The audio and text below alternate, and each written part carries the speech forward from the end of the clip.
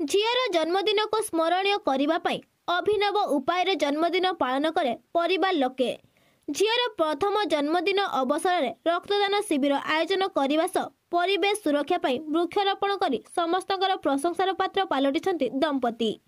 बालेश्वर जिला बस्ता ब्लॉक अंतर्गत नाबरा ग्रामर जीवनकर एवं पूजाकर झील त्रयंबिकार प्रथम जन्मदिन अवसर में परिवार लोके एक स्वेच्छाकृत रक्तदान शिविर आयोजन करने सह व्यापक वृक्षारोपण करिसेंती।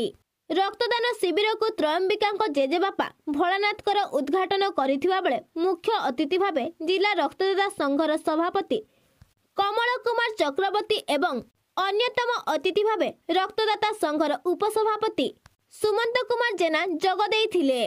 राज्य में रक्तर अभाव को दृष्टि रखी गत वर्ष सादक्षारे मध्य रक्तदान शिविर आयोजन करथिले दंपति। आज झीर प्रथम जन्मदिन रे रक्तदान शिविर आयोजन करने सह अंचल में व्यापक वृक्षारोपण करिसेंती। झील जन्म हेबा परे परिवार लोके बेस खुशी थिबा कहिथिबा बेले प्रत्येक वर्ष जन्मदिन रे एभली रक्तदान शिविर आयोजन करिवे बोली कहिसेंती। बालेश्वर प्रकाश प्रधान को रिपोर्ट अनुध्यान टीवी।